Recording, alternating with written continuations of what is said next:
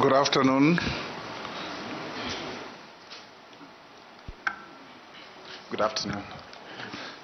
Your name is Nominee Kinyanjui. Correct, yes. CBS. Karibu to this evening proceedings in the matter of confirmation hearings or vetting to establish your suitability to act as a CS in the position to which you have been nominated. We'll start with oath taking, and the oath is either by Bible, Quran, or the Holy Book of the Hindus, depending on your religion. Which one do you prefer? The Bible. So take the Bible in your right hand, raise it, and recite the oath that the sergeant will show you.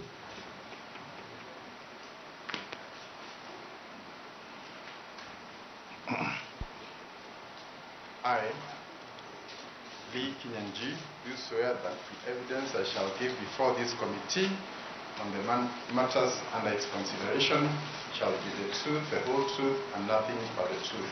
So help me God. Thank you. You may take your seat and sign to the oath.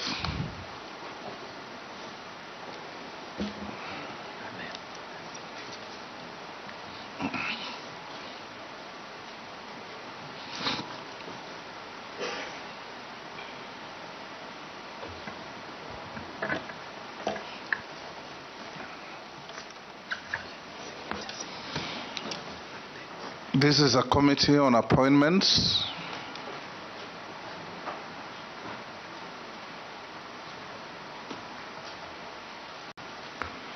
Good.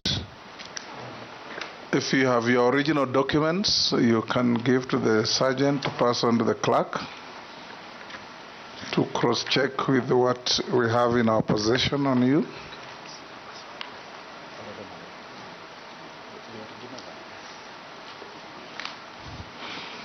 Thank you, Honorable Lee. This is a committee of the National Assembly on appointments. It's chaired by yours truly as Speaker of the National Assembly. I'll invite honorable members to introduce themselves, starting with the Deputy Speaker on my right. I'm Gladys Boss, member for Wasingishu County and also Deputy Speaker of the National Assembly. Welcome. Kemani Shongwa, MP Kikuyu, Leader of Majority. Junaid Mohammed, MP Sunais, Leader of Minority. Kosing David, MP Poko South, this committee. Nelson Koech, Member of Parliament, Belgood constituency. Gikaria David, Nakuru Town is constituency. And Honorable Chairman, I just want to declare my interest on the nominee before the committee. He is from Nakuru County and specifically votes in Nakuru Town, his constituency. So he's my constituent. Again, as you had said earlier, that will not hinder me from any prejudice or favorism. So we will do our work as a committee member. Thank you, Chairman. Naisula Lesuda, MP Samburu West. Robert Mbui, MP Kadhiani, Deputy Leader of the Minority Party. Owen Baya, MP Kilifi North and Deputy Majority Leader. George Gitonga Murugara, Member of Parliament, Tharaka Constituency, Tharaka Nithi. I'm Ferdinand Wanyonyi, Member of Parliament, Kwanza and Trans Nzoia County, member of this committee. Abdul Rahim Daud, MP for North Imenti, Meru County. I'm Masemeri, MP Teso South, member of this committee.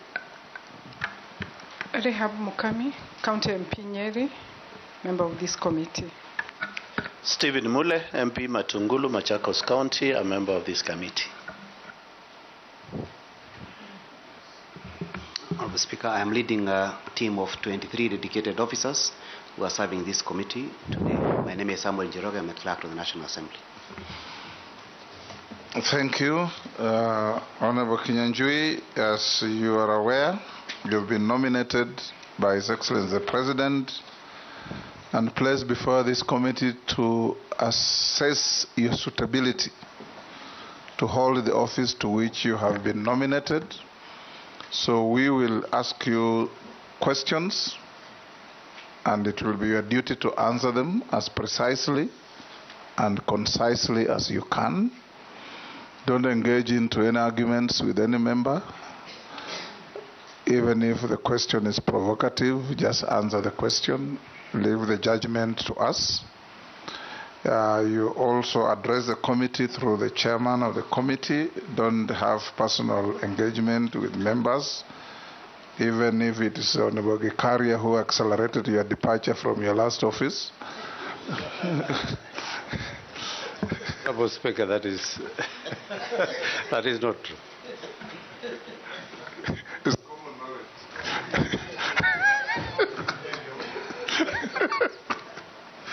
Gikaria, you want to deny what is obvious? It's with a light touch, but you know where the facts lie. So we'll start by inviting you, Honorable Kinyanjui. I also declare, I know Lee very well. We were in Parliament together, and we have been good friends. That notwithstanding, we will ask you every question that is relevant to establish your suitability or otherwise to hold this office. Start by, in 5 minutes or less, telling us your name, your educational background, your professional background, your work experience, any key competences in your life that make you feel and believe you are suitable for the role as Cabinet Secretary in the portfolio to which you have been nominated. Before you start, I invite Honorable Mishimbogo to go on record by introducing herself. My apology, Honorable Chairman, I was praying.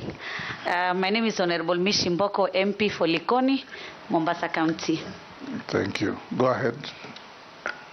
Thank you, Mr. Chair. Allow me to take this opportunity first to express my gratitude for the opportunity to serve my country, or to be nominated to serve my country by the President. And I really want to say that I take this as a very solemn moment. We don't always get time to serve our country. So I come here in that context, and also wish to confirm that you have conferred me the title of CBS. I hold no such title. So thank you for that. Quickly going to myself, I want to say I'm a graduate of Kenyatta University, and I studied education, English and literature. I'm therefore a proud graduate of one of our local universities, and I say through my experience in Kenyatta University, I have come to see the value of education, especially education in our universities that prepared us to meet and conquer the whole world. So I think that's about my study at the university. When I got to work, I have not worked for government for long. I taught briefly and then went to the corporate sector, where I worked in the oil industry before venturing into private business. In the year 2006, I vied in a by-election in Nakuru. I did not succeed, but the following year, which was a general election, I vied, succeeded, and was elected Member of Parliament for Nakuru Town. Then included East and West was one constituency. Further, in the Grand Coalition government, I was appointed the Assistant Minister for Roads, and I worked with the late Kones, Kipkalia Kones, and later with Franklin Bett and PS Michael Kamau, and together we worked very closely with the then President Mwai Kibaki in delivering the roads agenda that remains a huge legacy to date. During my time at the ministry, I attended many postgraduate trainings, including in PPPs, transport management, privatization and outsourcing, procurement, and many other areas relating to the docket that we are working. Mr. Chairman, allow me also to say that during our tenure, we undertook some of the biggest infrastructure projects that are seen to date, one of them being the Thika Road, Second one are the eastern bypasses that we see here today, and the others include the major road network connecting us to the neighboring countries, including Isiolo, Merile, going all the way to connect to Ethiopia. And I think the important part, Mr. Speaker, is that when I worked under the Ministry of Roads, we were actually looking at this docket from an infrastructure point of view. How do we connect with Uganda infrastructure-wise? How do we connect with Tanzania, with Ethiopia, and all these countries, and ensuring that there's smooth flow of goods and that our manufacturers have access to all those big markets, many of which do not have the advantage of manufacturing as we do have. Allow me, Mr. Chairman, to say that after I left Parliament, I was appointed the Chairman of the National Transport and Safety Authority, again within the broader sector of transport, where we undertook serious reforms, not just in safety, but in reforming the public transport sector. Noting that one of the biggest challenges we had then was congestion, especially in the urban areas, including Nairobi, and the need to encourage people to use public transport so that we can reduce the time wasted on the road because of congestion. And I'm happy much of that has borne fruit. The digitization, including the smart driving license, including other measures we brought during that time, remain alive to date, and I'm very proud of our time then. Mr. Chair, allow me also to comment that in the year 2017, I vied for Governor Nakuru, and we succeeded. And between the year 2017 and 2022, we were Governor Nakuru together with many others. I was not alone, including my deputy, Dr. Eric Korir. But I think what is most significant is that we made our contribution, and I'm happy to note that Nakuru was voted best in healthcare in 2 consecutive years. We also had our town, Nakuru, elevated into a city in the year 2021. And in the same year, I was voted the most business-friendly governor in Africa. And we take pride in some of this because they inform why we are also seated here today. Between the year 2022 to date, I retreated to my private business and had the opportunity to experience the country from the other side. And I say that because it is also important that when we discuss public policy, we also discuss it from where the public sees it. And I also had the opportunity to see how red tape affects business, how the cost of energy can hinder growth, and how taxation can impact businesses and hinder growth also. I also had experiences on how pending bills can bring businesses down, can impact on growth, and also how the management or mismanagement of politics can affect business across the country. So, Mr. Speaker, I say that I have sat both in Parliament, I've sat in the executive, I've also been at the county, and I've also sat on the Mwananchi bench. And therefore, coming into this conversation, we will be ready to work from all angles. Thank you. Thank you. I'll invite the Deputy Speaker to be the first to ask a question. Okay. Honorable Kinyanjui, I just have 3 related questions. One is that, as you know, in the past 10 years, the manufacturing sector in Kenya has remained stagnant at 11% of our GDP. If approved, what measures will you put in place to promote the growth of the local manufacturing sector? Also, there is the challenge of the influx of substandard counterfeit and contraband products into the local market through various border points, and this has reduced also the market share of locally manufactured goods. Again, I'd like to know the strategies that you'd put in place to curb that. Also, scrap metal industry in Kenya meets a huge demand in both the local and international markets, and it contributes to about 0.6% of Kenya's exports. If approved, what policies will you implement to ensure that this trade grows, but also strike a balance with safeguarding against vandalism? Thank you. Go ahead. Thank you, Mr. Chairman. Allow me to start by looking at the question of manufacturing in the lens of the sessional paper number 10 by the then Minister for Commerce, Dr. Gikonyo Kiano, in 1963, and the plan to make Kenya an industrial hub, encourage Africanization, and more importantly, protect our markets from external flooding by the developed and industrialized nations. But, Mr. Chairman, I want to confirm that in spite of that great dream, not much of it has been achieved.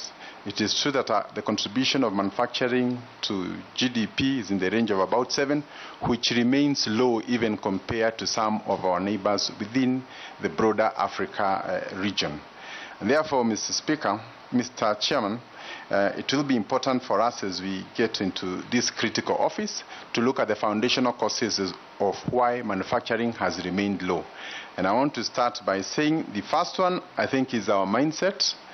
And I say this with the full knowledge that very few of our students will go to school in the hope of owning an industry one day. They can dream of anything else, but industry is not one of those things we have taught our people to imagine or think they would ever want to get into. So therefore, it will be important, first of all, to try and work on the psychology of our people to make them understand that where the money is not in the primary extraction, but in the value addition that we find in industry. Secondly, the issue and the cost of energy remains a big issue. We have the cost of energy being among the 4th most expensive in the whole of Africa. And therefore, if you are producing to go and compete with other products from other parts of Africa, leave alone even other parts of the world, then we are already disadvantaged. Yet we know industries are heavy consumers of energy. We need to work closely together with the Ministry of Energy to find ways of reducing the costs. But I think more importantly, Mr. Chair, is to look at the elephant in the room, which is basically energy agreements that were signed a long time ago that continue to put our energy at extremely irrational levels, thereby making manufacturing in Kenya very difficult. We are aware that there are some companies that have moved to other countries where the cost of energy is lower, and therefore I don't think it is a matter that we would want to postpone, because it's very urgent. And most of the young people whom we see out there who are restless, most of them have done courses that would be absorbed in these industries. So as long as the industries are not growing at the level that we would want, then we are likely to continue experiencing this.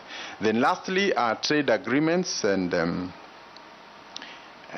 other engagements with partners, which means that through the EAC, through other multilateral agreements, sometimes we have ended up getting the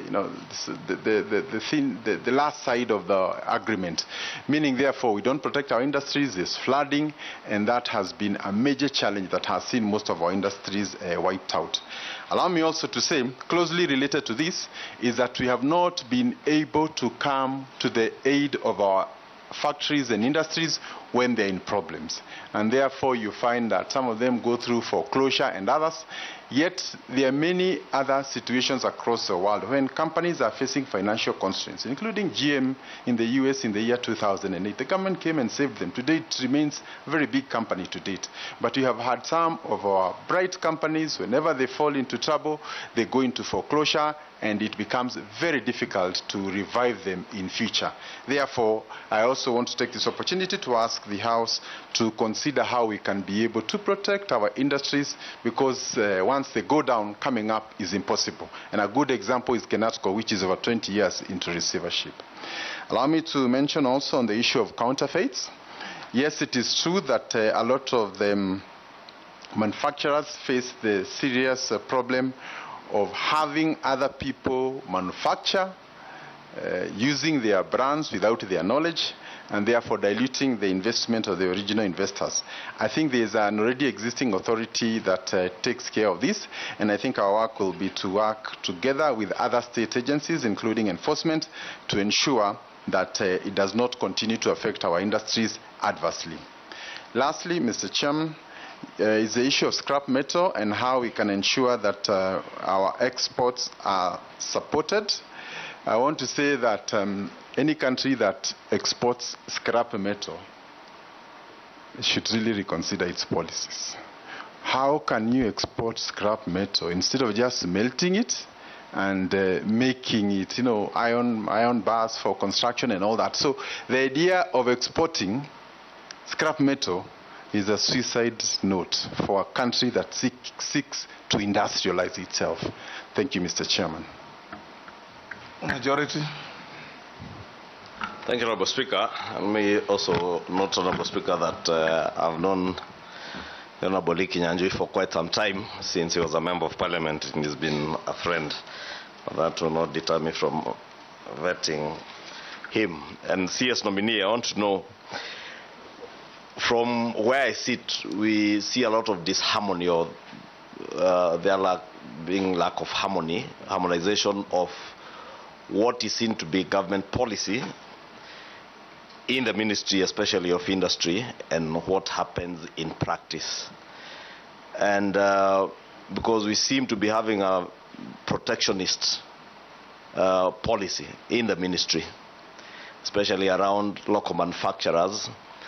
And I have in mind the specific case of the steel and cement industries, where policy has been seen to be protecting local manufacturers, those who have invested heavily in the industry. But at the same time, in practice, the ministry also proposes certain other legislative measures that negate the policies that you espouse.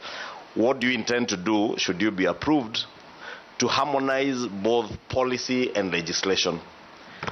And I say that because specifically on cement and steel. For instance, we want to encourage the growth of local industry in the steel sector with heavy investments by particular players in the country.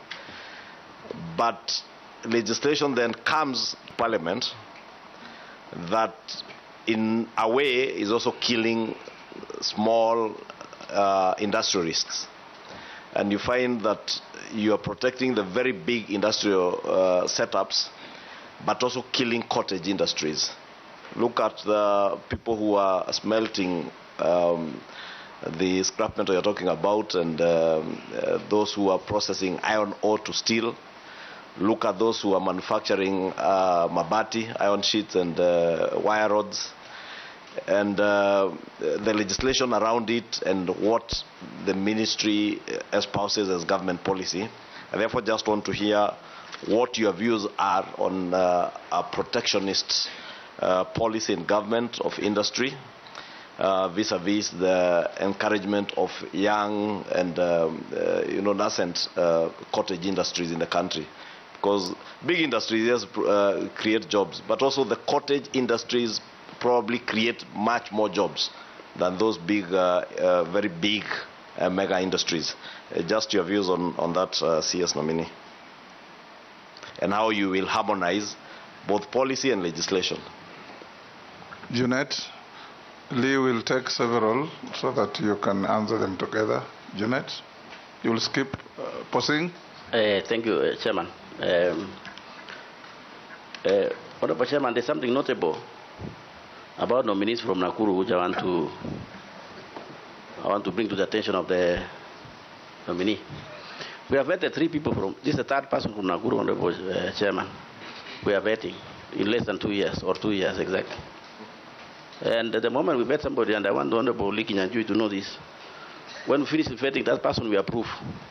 Then 1 month down the line, if you ask who is the Minister for ICT, nobody remembered her. I'm telling you. Nobody even remembered whether there was a Ministry of ICT. Then the first man who went to lands, there was a problem. So, Honorable Kinyanjui, are you going to be part of the same? Was that a fate? But my question is, Honorable Kinyanjui, this idea of economic zones has been criticized by some critics and given a proposal, which I want to know what is your thinking about it. They are saying, rather than having those economic zones in counties, that you, as a minister now coming for industrialization, that you don't focus on that. What you do, you focus on economic niche of counties. Fund some budget for specific counties and develop that economic niche. And they give examples, like, for example, in Turkana, there's oil. So if there was money You develop that economic niche for Turkana, we'll develop our country from that point, and it will actually contribute to our economy. West Pokot is mining. I can assure you that. There's a lot of minerals in West Pokot. So rather than doing these economic zones, why don't you find money and develop that economic niche? Tourism, Narok, and then also maize in, for example, Kitale. What do you think about people who think like that, rather than just having these white elephants, in my view, called economic zones without actual economy? Thank you, Chairman.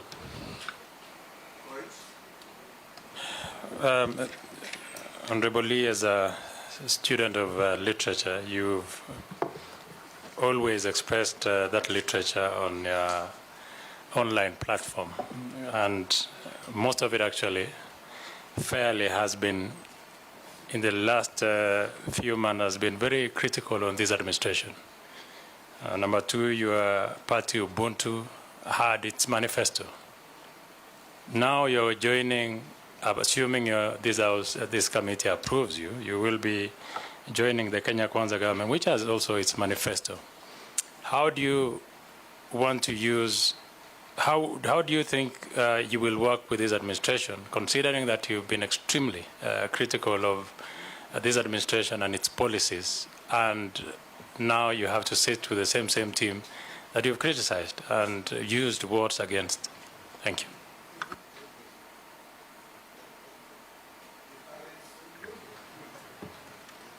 Chairman, I don't have any question. Okay. I just want to assure Posing that the fears of Nakuru now will be sorted. I hope that the positive development... Lee, you can proceed to answer questions. Posing is not being vetted here.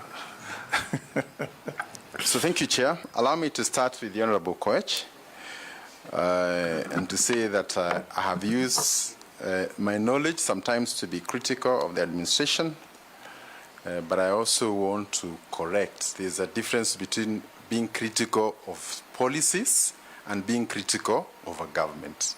If, for example, we say pending bills are affecting businesses, that is not an affront on a government. It is a plea from the business community to try and ease cash flows so that businesses don't fail. If we say taxation beyond a certain point can stifle growth, that is not criticism. It is actually positive criticism, so that if you take it, then everybody is a winner, from the government to the citizens and all that. And I think it's really important for us to also embrace that even when you're in office, including myself, it is not possible that I'm the only one with ideas. There'll be people from out there who will think I can do something better. And the right thing is to give them that avenue. And possibly, if they have better ideas than myself, also to listen to them. And I think, personally, I consider that as my role as a patriotic citizen. Whenever I see something that I think is not right, to raise it, and possibly hope that the policy makers, whether in Parliament or in the executive, can also take it up. With respect to a political party, it is true I have formally resigned from Ubuntu, but my heart is also very connected to the Ubuntu philosophy, which simply talks about I am because you are. And therefore also in government, whatever policies we make must not just be about me, myself, and I. There is a bigger community beyond yourself. And I think really this is what we need to really get out there. When you see poverty out there, it's not something we can ignore. And I think the opportunity to work in government also means my thoughts, I will share them to colleagues through Parliament, also to the President, and give the best advice that I consider necessary for the country. The Honorable Kosing, he has said that nominations from Nakuru, I am not aware. I still remember those two gentlemen. I'm not the appointing authority, and therefore would hate to discuss Point them of order. in their absence. Chairman, was it gentlemen? A gentleman and a lady. You don't know your citizens in your former jurisdiction. Gentleman and lady. Yes. And I think maybe also what is important is that even when a new person like myself comes, it's not a very good tradition to belittle anybody else who's been there before you. I think acknowledge whatever contribution they've made, whether big or small. Actually, it was just a preamble to a question. Don't belabor that. Answer the well said. The relevant With respect question. to the economic zones, I think every county has a story. If you go to Pokot, you know, I mean, the situation will be very different from Mombasa. If you go to Makueni compared to Nakuru, therefore, to make a generic template for all the counties may not be right. And I think, therefore, some of the considerations we need to make is to look at the economic opportunities existing at every place and ensuring that the economic zones we are creating are responsive to the needs of that particular place. For example, in the pastoralist areas, the issue of beef and cattle and lamb is really in huge demand, especially in the Middle East. So we don't need to go competing with other places that could do horticulture.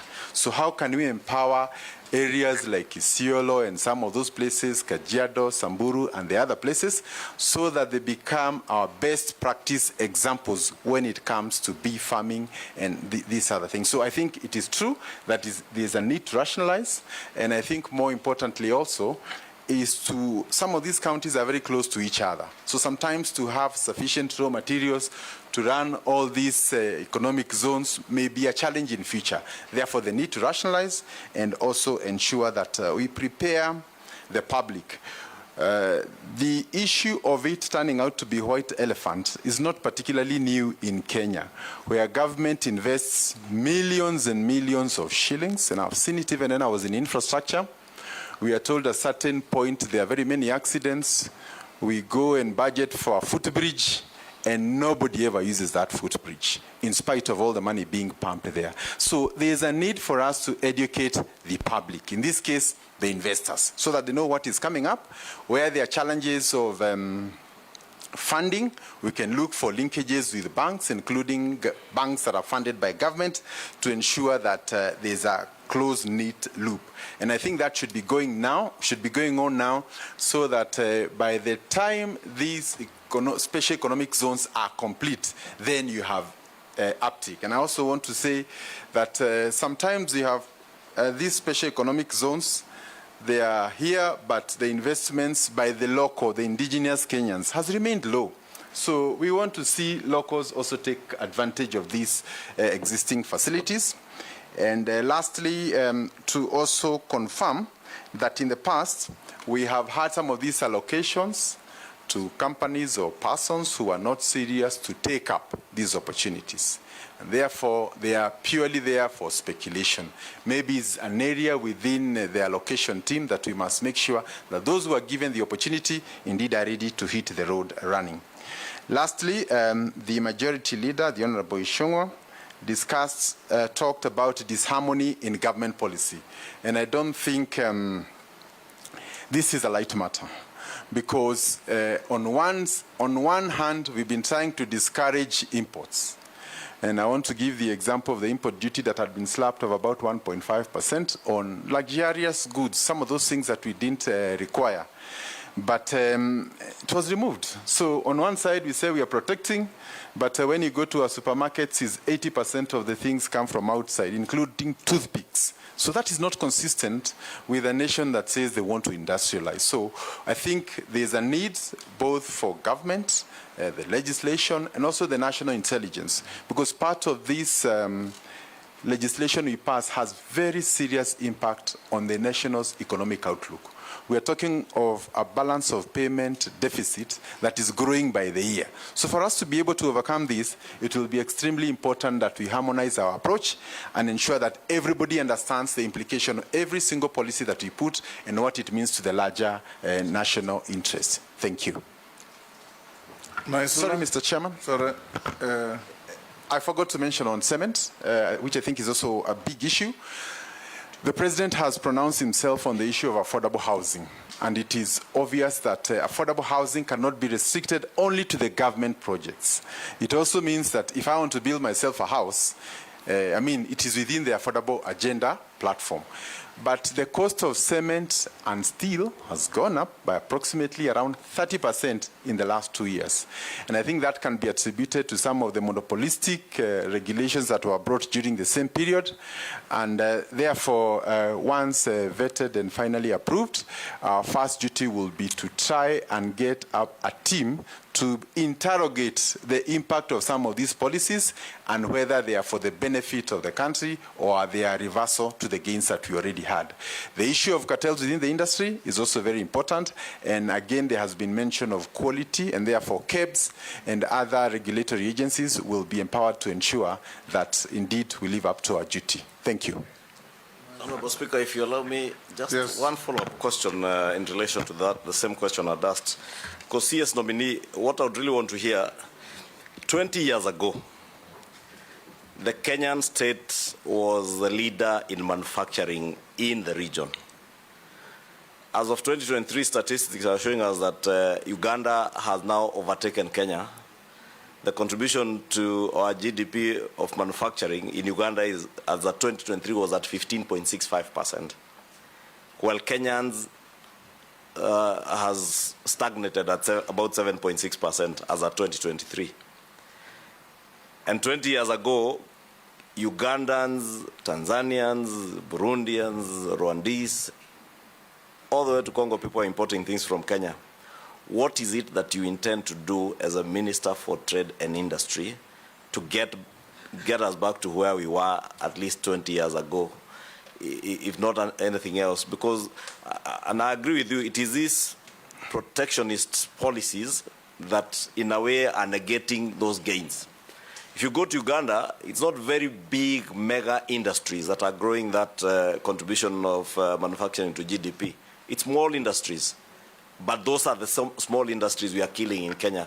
What will you specifically do to ensure that as you harmonize policies and legislation, you also encourage small cottage industries to grow in the country and take us back to that position where we were the leader in the region? Thank you. Thank you. Just to build on to what Majority Leader said, nominee, it's not just about aligning Kenya's trade and industrial policies to the legislation. It's also about aligning all that to sustainable development goals, because that is what will guarantee that we continue to industrialize, that these industries continue to thrive and grow and expand. So those specific initiatives or plans or action plans that we intend to undertake, I think that's what we want to hear from you. And maybe to guide you, CS nominee, for instance, we are signatories, and I see you are a consultant with the Africa Continental Free Trade Agreement. And having been a consultant, I don't know whether you still continue working as a consultant, but this African Continental Free Trade Agreement allows free access to markets of countries that have are signatories to this agreement, from Southern Africa, East and Central Africa. But then again, locally, we are signatories to that agreement, but then we have policies again that are negating the provisions of that agreement in terms of restricting the free entry of raw materials especially.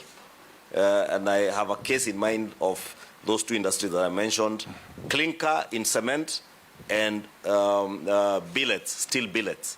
Because we pretend to be manufacturing those billets here and producing our own clinker, yet we are importing coal, and therefore probably the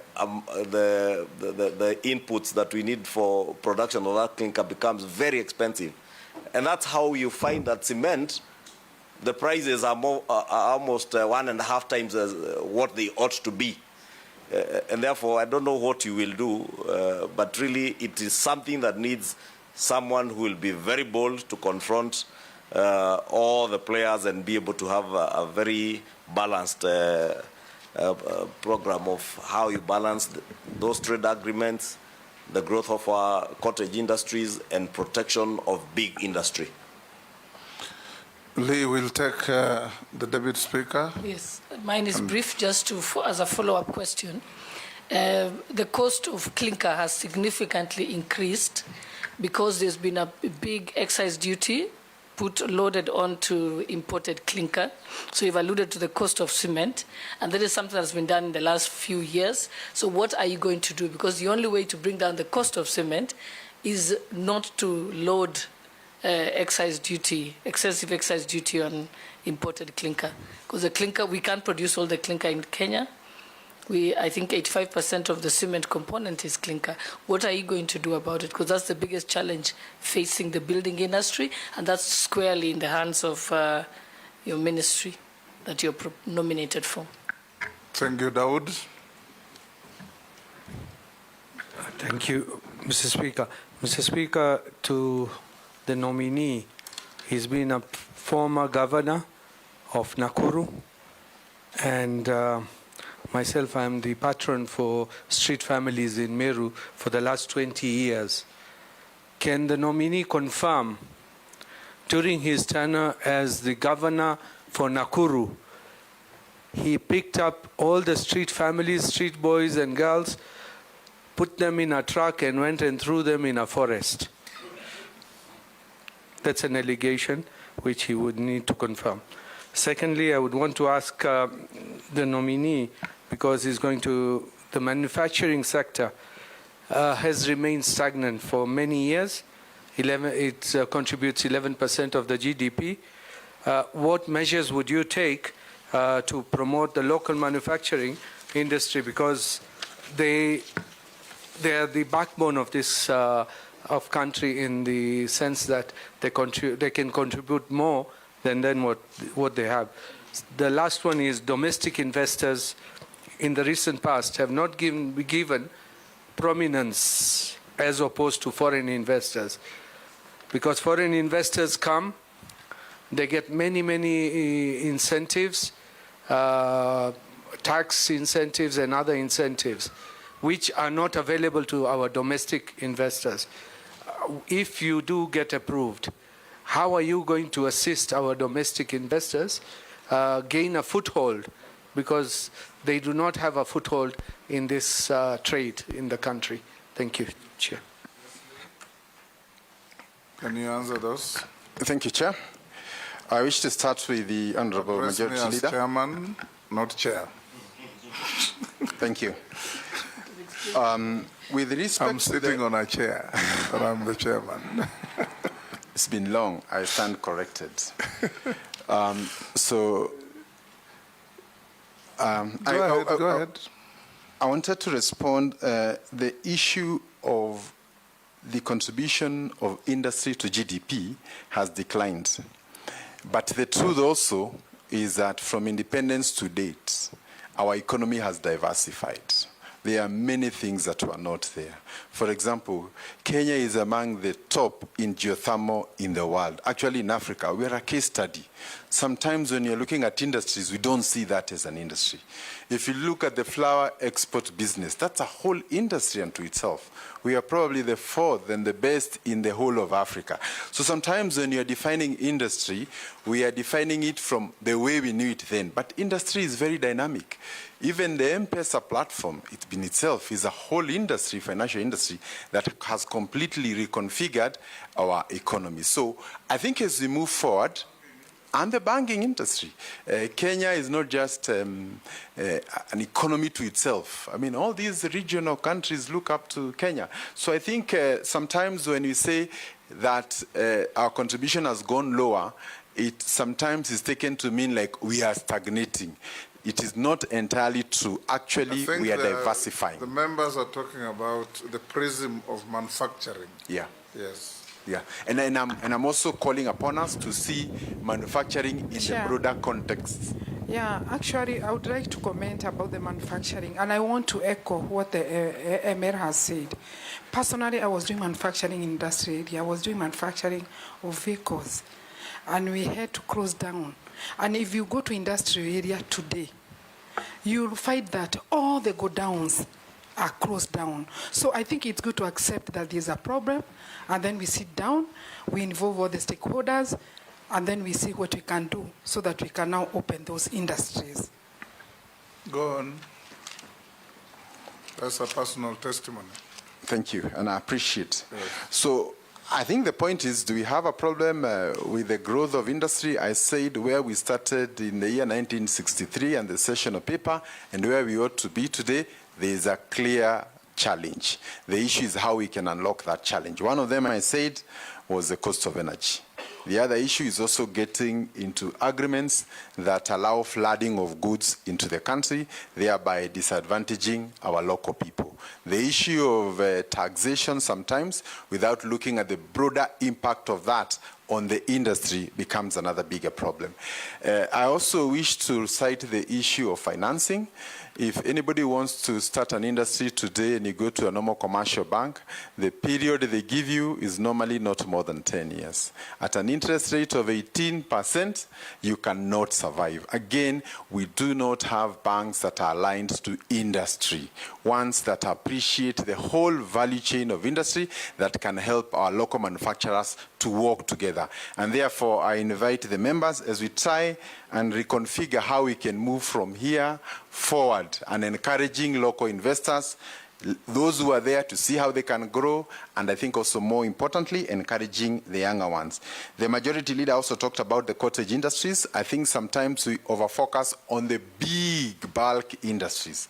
But the truth is, if you go to every village, the potential to have small industries that can employ 10, 20 people, get the raw materials from the village becomes a big issue, partly because of employment in the rural areas.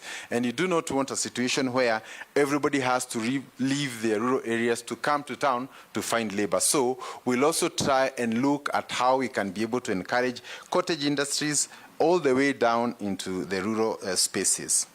Then on the issue of sustainable industrial growth, I think it's also very important that we don't just seek to have industries that will come, create jobs for 1, 2, 3 years, and then from there, they are gone. And I think looking at Kenya's position with respect to sustainability, especially on energy, we have a big step that we've already made. But I think there are critical decisions that need to be made with respect to energy that would help us to overcome. The Deputy Speaker has mentioned the issue of clinker and companies that have now to import clinker at a higher level, which means some of them are actually on the verge of closing. I think sometimes when some of this legislation comes, it would be wise to give the industry time, in which case you say within the next 3 years, everybody should invest in clinker mining. So that if you're a local company and you know between now and then the duty will import duty will continuously go up by 5% or 10%, then it means you have to look for alternatives. And government can give them time. But some of these drastic decisions will send our local companies to the gallows.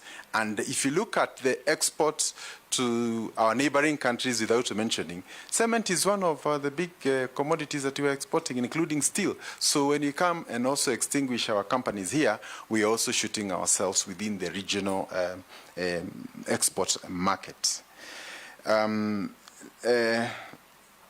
Honorable Dawood has mentioned street children were rounded, don't know, taken somewhere.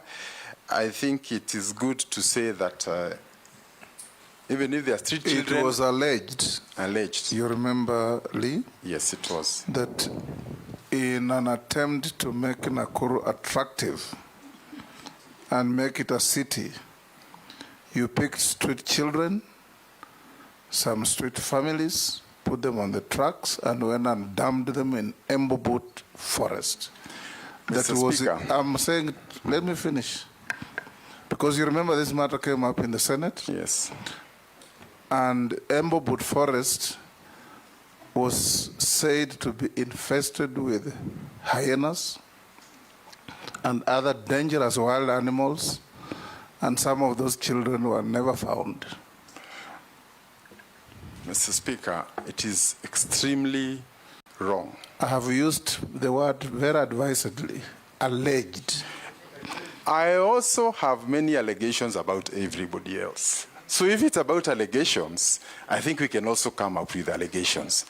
But I advise you not to lose your cool. Just answer questions. It's about my integrity. The way they are asked. We also have allegations, if it's about allegations. Just answer questions the way they're asked. That's what Dawood asked. And I was making it clear to you because you remember this matter was in the House of Senate for quite some time. So go ahead and answer. If it is not true, even no is an answer. If you lose your cool, you will be unable to answer the next questions. I have faced worse situations, but I just wanted to say I have my conscience, right? I can never do that. And the unfortunate thing, including at the Senate is politicians who are there. And the people who are sponsoring it today, I think let's also be fair. You can't call a governor to come and answer to allegations put by their opponent who have intentions to go to an elective position, and then use that allegation later against him. If there are people, this country has the best intelligence in the region. We have never said even one name.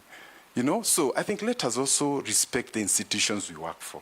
And I would say for Kenya and for posterity, the opportunity to serve in these institutions should not be personalized for gain.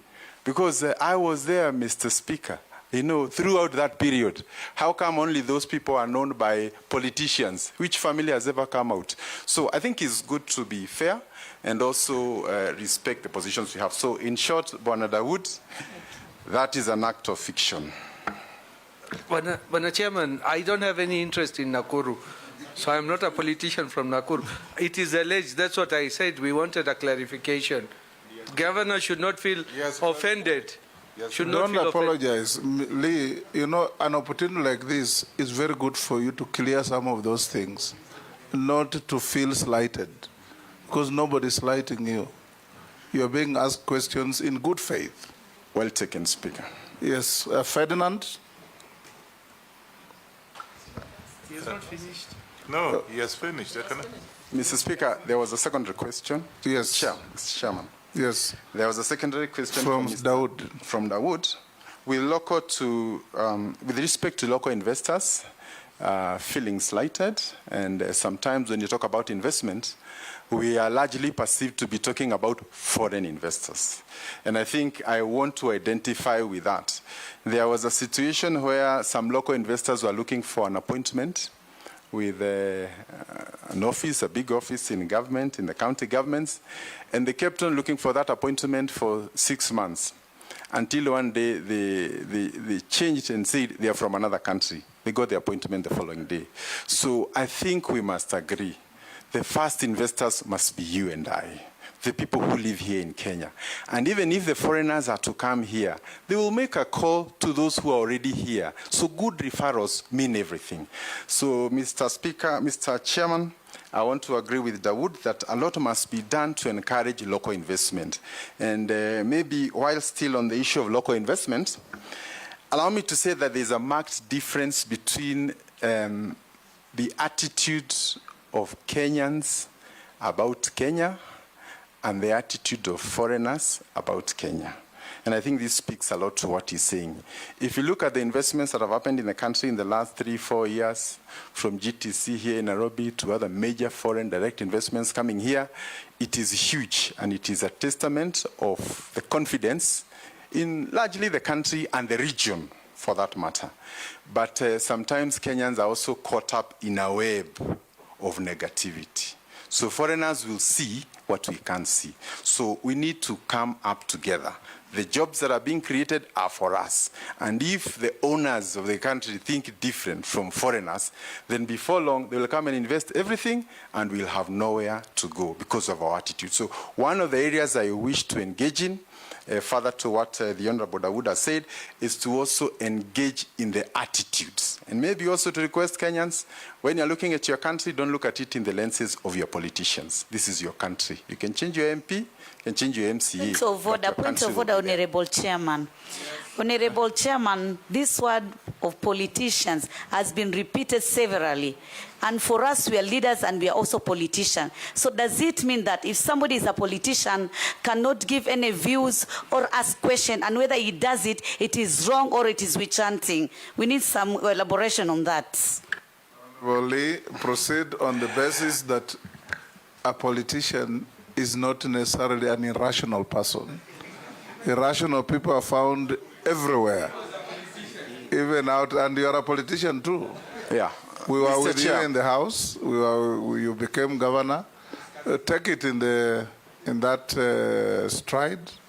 that avoid unhelpful mentioning of politician. Just answer questions. Mr. Chairman, maybe I can withdraw the term politician, but I meant that, Kenya, if everybody out there sees the good of Kenya and the best of Kenya, let me not allow myself, if somebody has a different view, to change me. I think that's all I'm trying to say. And this is our country. Ferdinand? Yeah, I'm enjoying the presentation. Now, then give it to Morgara so that you continue enjoying. No. Let me get to specifically what I want him to answer.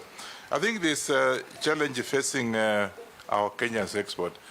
Sometimes back, and I was a regional sales and marketing manager for about 13 countries. You would go to Middle East and had milk from Kenya.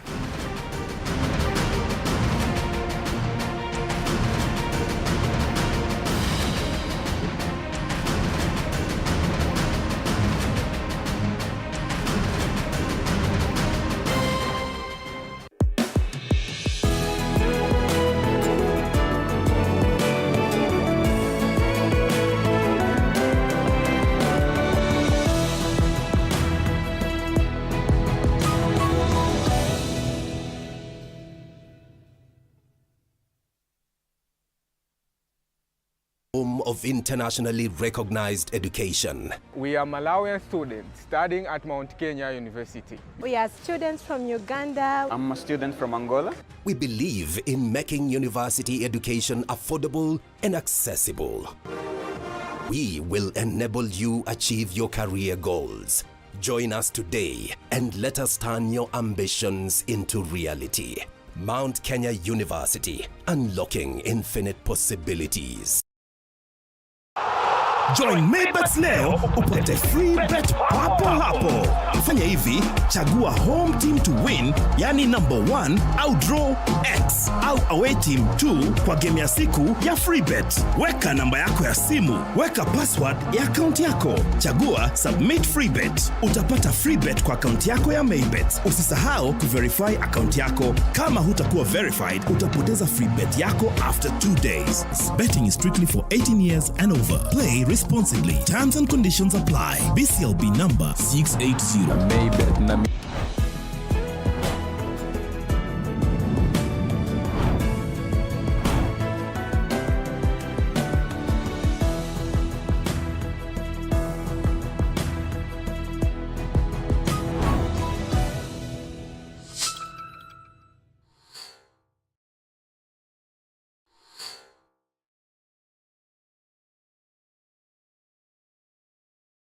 Are you ready to elevate your business game? As long as you're earning something, there's always that opportunity to save. And you start with where you are. Kama wewe ni mfanyabiashara, huwezi kaa bure, unajipanga taratibu vile inavyofaa. Join us each week as we dive into the stories of the world's most driven entrepreneurs. When you pay attention to detail, you get luxury items. The Grind, where business meets brilliance. Tune in every Monday at 7:30 p.m. because your business deserves the best.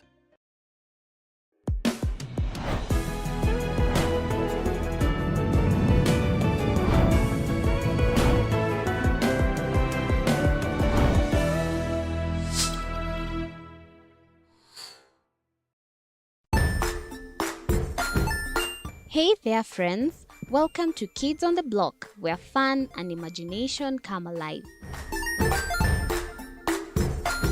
We dive into magical world filled with exciting adventures and awesome friends. What position were you in? I was number 2. What position were you? Number 1. He decided to cross the bridge by his house and look for food on the other side. We're going to do half cup of chocolate chips. And the other one, we're going to do half cup of the blueberries. So, grab your imagination hats and get ready to explore with us. Join us every Saturday at 9 a.m. for new friends, amazing stories, and tons of laughter.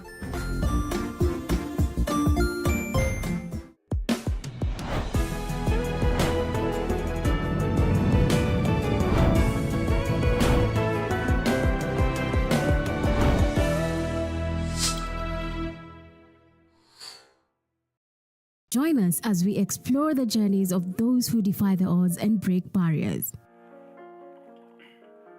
We dive deep into the stories of triumph.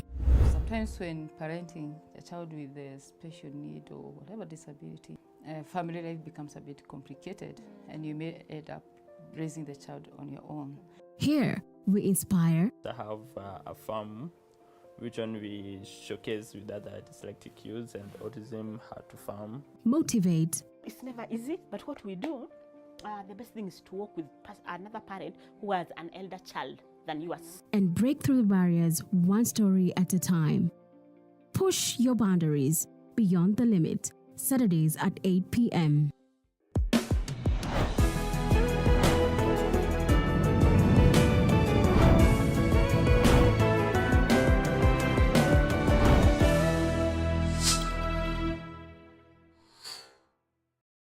Jiunge nasi tunapoangazia safari za viongozi bora.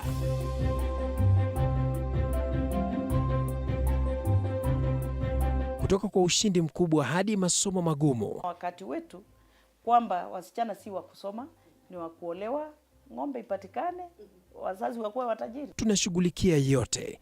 I wish I were a better investor. My parents taught me how to look for things for myself. Tazama Mfahamu Kiongozi, ambapo kila kipindi kimejaa maarifa, mikakati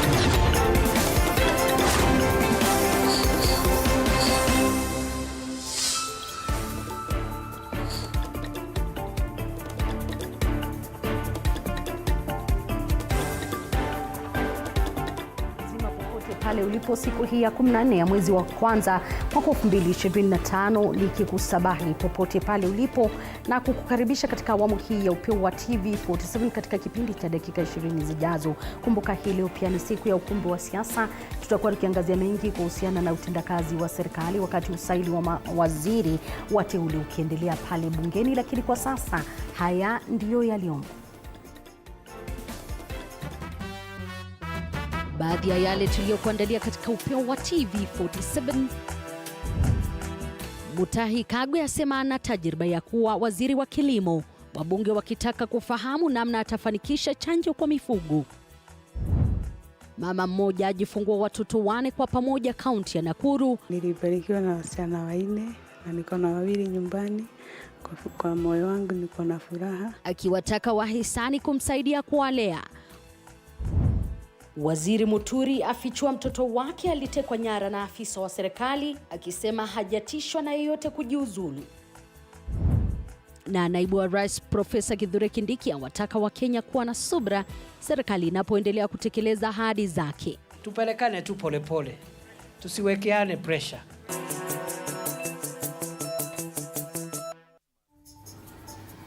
Naam, karibu popote pale ulipo. Jina langu ni Elizabeth Mutuku, kwenye meza ya lugha ishara yupo Roda Nyamai. Unawasiliana nasi kwa 22047, mitandao ya kijamii @TV47 Kenya pale Facebook na ukurasa wetu wa X. Kauli yako siku zote inakubalika.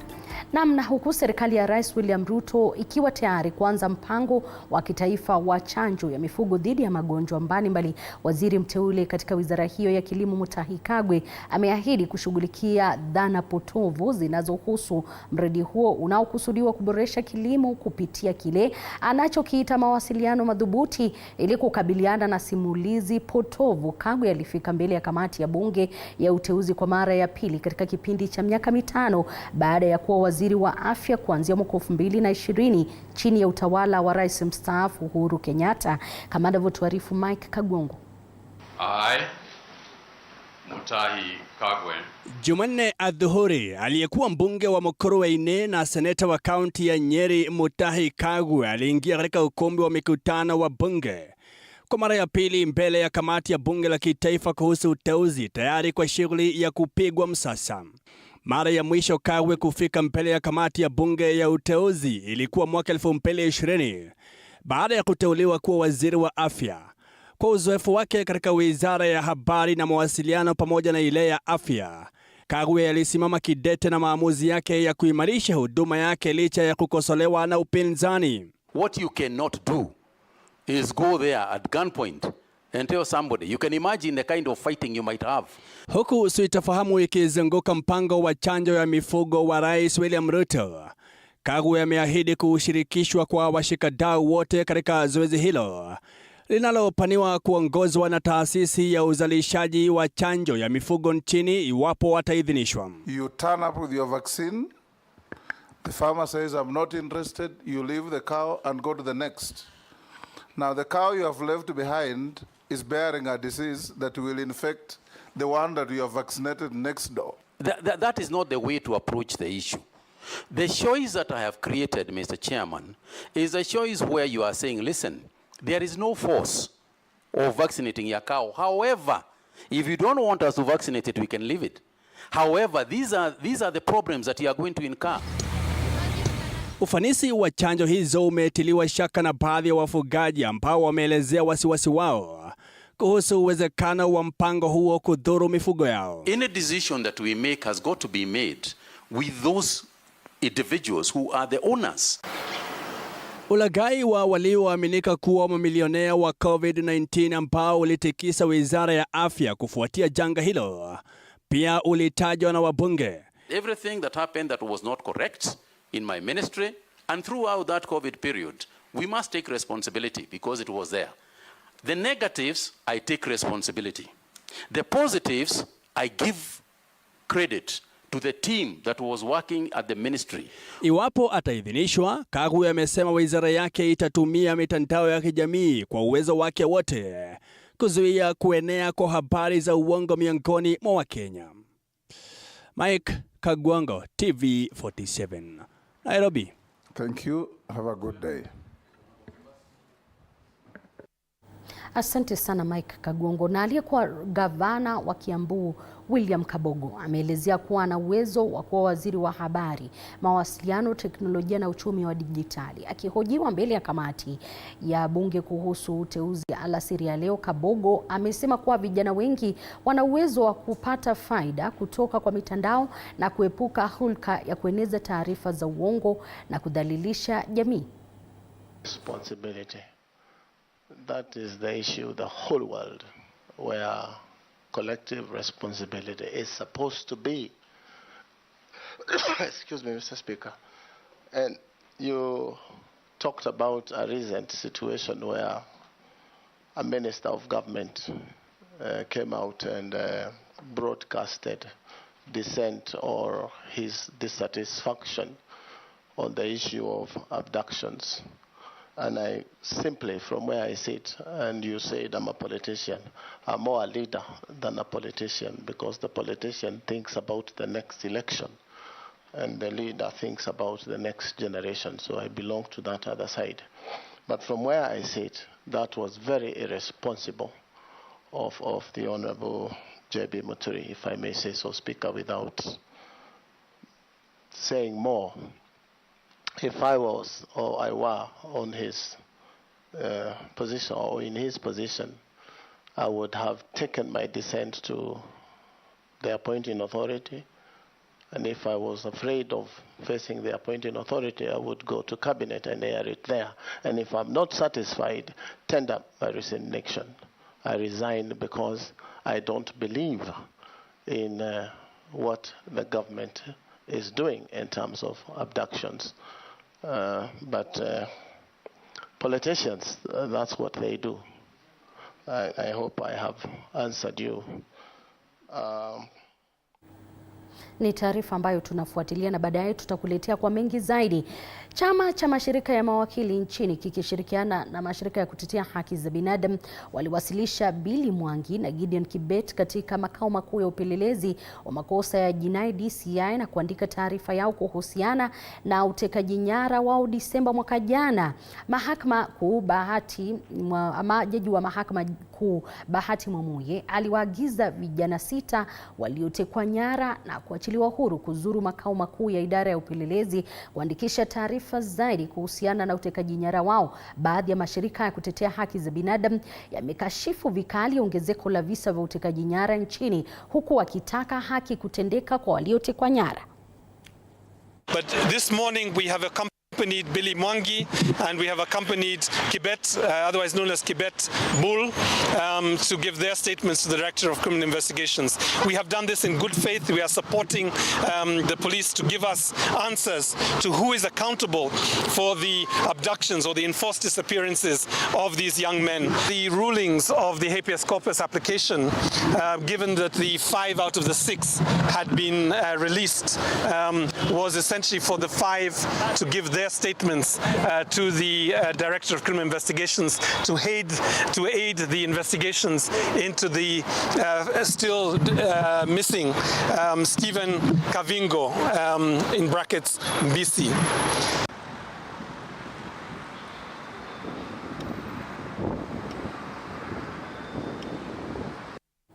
Kwingineko ni kwamba naibu wa rais Profesa Kithure Kindiki amewataka wananchi kutoiwekea serikali presha katika kutekeleza kazi zake. Kindiki vile vile ameahidi kuwa mikakati itawekwa imara ili kutimiza ahadi za serikali ya Kenya Kwanza. Kindiki amesema haya alipozuru eneo la Njukini, eneo bunge la Taveta, kaunti ya Taita Taveta, kwa mazoezi ya kupeana hati miliki za ardhi, ambapo zaidi ya hati 3,000 zimepeanwa kwa wakaazi, kama anavyotuarifu Julius Mariki.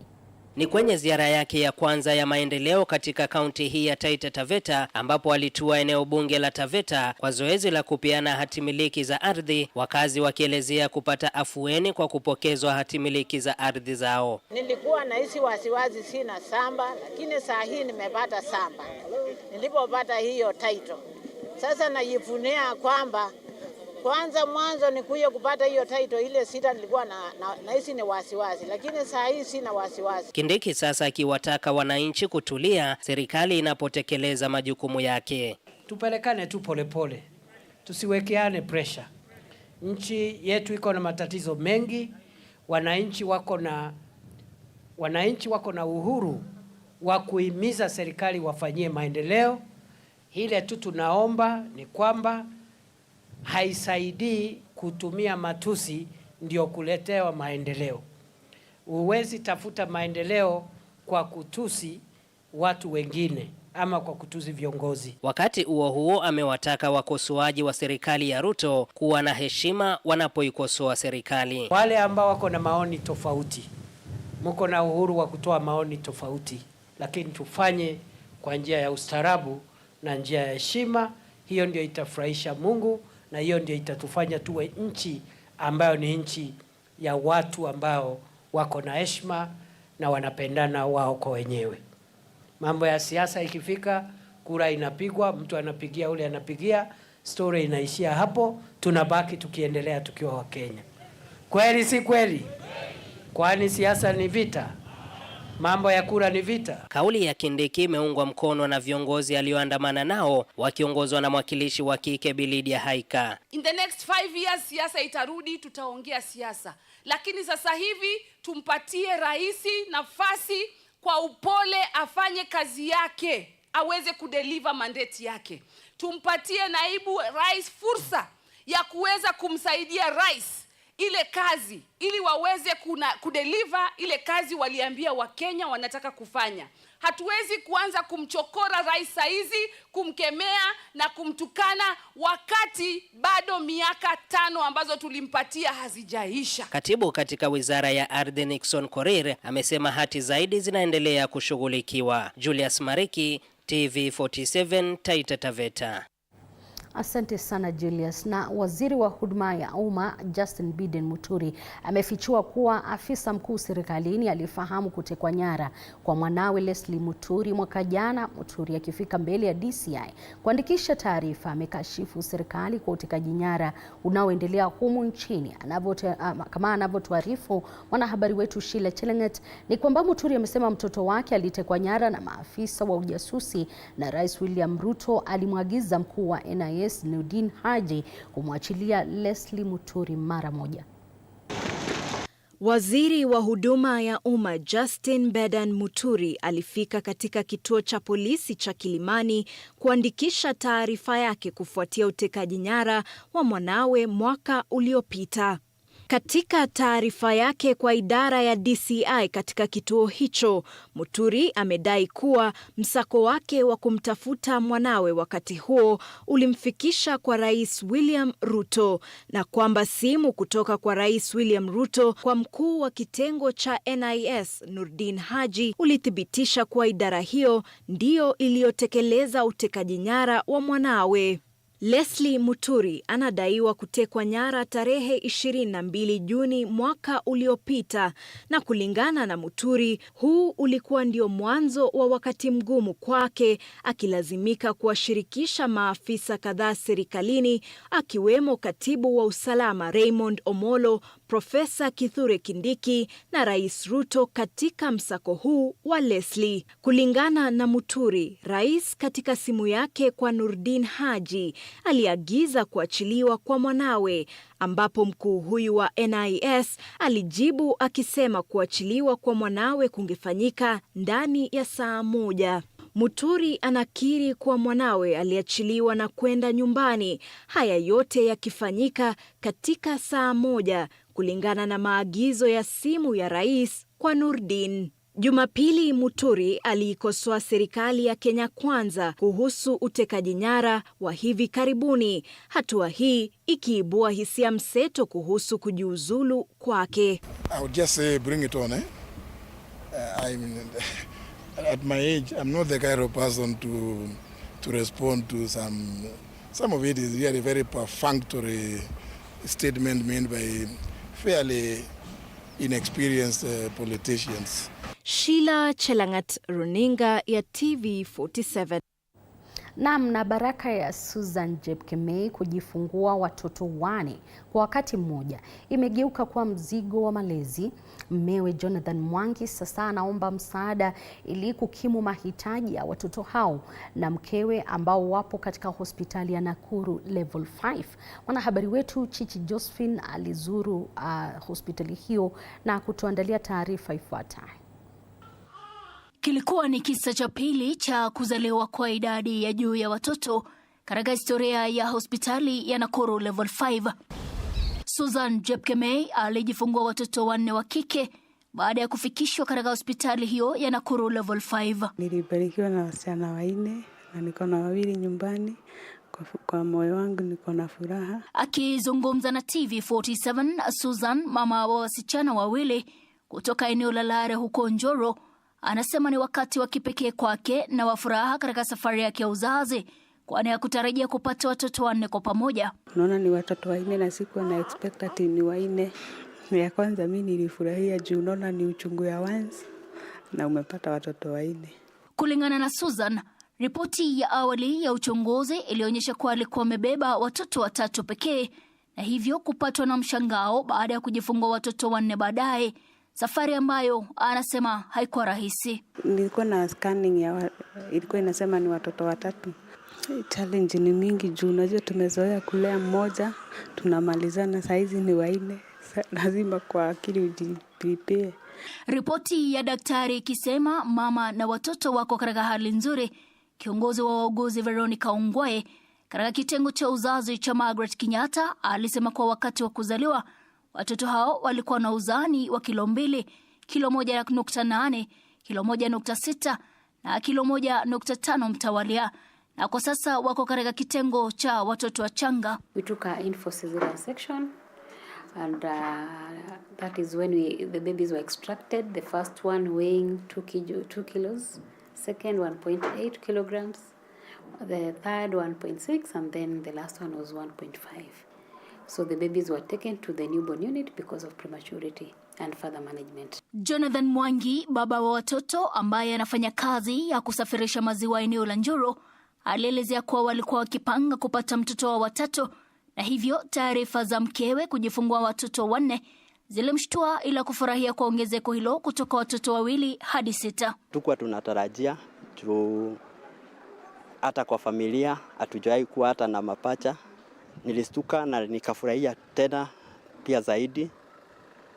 Hata kama sikuwa nimejipanga hao, bado nilifurahia na nikasema ni asante kwa Mungu. Daktari Naom Jepkongei ambaye anafanya kazi katika kituo hicho anaelezea uwezekano wa kutokea kwa visa vya aina hiyo. Can occur when once an egg is fertilized by a sperm, the egg can divide into 2, or even at times it can divide 3 times, or you can have a mother producing more than 2 eggs at a go, at that point each egg might divide once. You can get now from the 2 eggs you can have 4 fetuses. Familia hiyo sasa inaomba msaada wa kifedha ili kuwawezesha kuendelea kuwatunza binti zao 6, kwani kwa sasa hawana kipato cha kudumu. Kama kuna usaidizi wowote utaweza patikana, juu hao watoto bado ni wadogo, watahitaji pampers, watahitaji hili na lile lingine, na ili wasirudi nyuma hata. Chichi, Josephine, TV 47. Asante sana Chichi Josephine kwa taarifa hiyo. Na serikali ya kaunti ya Kakamega imefunga soko la mifugo la Lubao na kupiga marufuku usafirishaji wa mifugo kutoka maeneo ya Shinyalu na Malava hadi sehemu zingine za kaunti hiyo kufuatia mchamko wa ugonjwa wa miguu na mdomo katika maeneo hayo. Aidha, kaunti kupitia Wizara ya Kilimo wameanzisha chanjo kwa mifugo ili kudhibiti ugonjwa huo, kama anavyotujuza Violet Auma.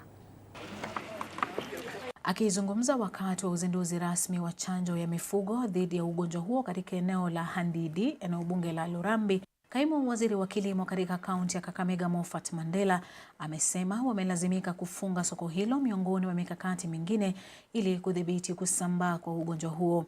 Tulipata report kutoka Sukuse prison kwamba kuna ng'ombe ambao wameathirika na foot and mouth, na pia kuna wakulima kadha wa kadha. Tumefunga soko na kutembeza kwa mifugo eneo bunge la Shinyalu na eneo bunge la Malava, ambako tumedhibitisha visa kadha wa ugonjwa huo wa foot and mouth, na leo hii mnavyoona tunaanzisha chanjo na maafisa wetu. Mandela ameelezea kuwa maafisa wa kaunti wameshauriwa kusambaza chanjo hiyo moja kwa moja kutoka boma hadi lingine, huku wanyama kama vile ng'ombe, mbuzi, kondoo na nguruwe wakipewa kipaumbele. Mifugo haitaletwa pamoja, watatembea boma baada ya lingine kuhakikisha kwamba wanatoa chanjo hiyo. Aidha, amesema kuwa serikali imeweka mikakati madhubuti kuhakikisha kuwa ng'ombe walioambukizwa hawachinjwi na nyama yao haingii sokoni. Hatujafunga vichinjio, lakini madaktari wetu wako makini kuhakikisha kwamba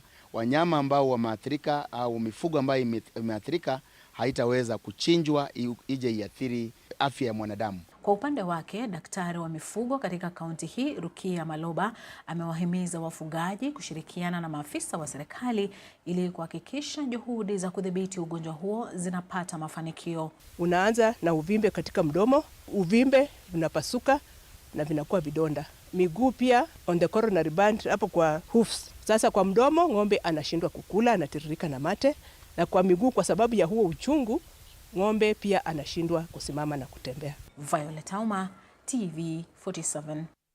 Kwingineko ni kwamba mwakilishi wadi wa Kitusuru Alvin Orlando ameshtumu gavana Sakaja kwa madai ya kupanga njama ya kumvamia na kumuumiza vibaya jana akiwa katika jiji kuu la Nairobi. Kulingana na Alvin, alishambuliwa na baadhi ya vijana kutoka upande wa nyuma waliokuwa wakipiga kelele wakisema kwamba yeye ni mwizi. Ilimbidi kuripoti kisa hicho katika kituo cha polisi cha Central na kuendelea kupokea matibabu katika hospitali moja jijini Nairobi. Mwakilishi wawakilishi wadi katika kaunti ya Nairobi wakizungumza na waandishi wa habari wamekashifu vikali tukio hilo, wakitaka maafisa wa polisi kufanya uchunguzi na kuwachukulia hatua kali za kisheria waliohusika. Nilikuwa niko hapa mjini na wakati nilikuwa natembea watu wakatoka nyuma, goons wakaanza kunipiga wakiniita mwizi, na mtu mwenye alikuwa amepanga hii maneno si mwingine ila hali ni Governor Sakaja, kwa sababu ya msimamo wangu wa vitu. Wakati nilipigwa jana na wale goons, nilienda kwa police, Central Police Station. Niko na OB number hapa. OB number yangu niko nayo hapa. Nikatoka nikaenda Aga Khan Hospital wakanitibu. Tunasema serikali yetu ifanye uchunguzi iwapo yule ambaye anadhania kuwa akiulizwa maswali inakuwa ni kumshtumu, apelekwe kotini na ashtakiwe. Sisi kama MCA, member of the County Assembly of Nairobi, hatutaogopa kukashifu kiongozi yoyote ambaye atafanya utekaji nyara na upigaji wa viongozi. MCA kazi yake ni uangalizi, oversight. Na wakati tunafanya uangalizi wetu, basi kama wewe hauko na akili timamu utadhani tunakuattack wewe wala tunakuchukia wewe. Lakini sisi tunachunguza tu mambo ambayo wewe unayafanya. We would like to condemn whatever the governor is thinking that is going to scare anybody, and these boys will be arrested. If they cannot be arrested, the police should tell us. If they cannot arrest these boys, then we look for them ourselves. So we know that we are dealing with thuggery in this country. That the police is not above is not on top of things, and to ensure that everything which is happening in this Nairobi then is now as a result of the breakdown of the rule of law.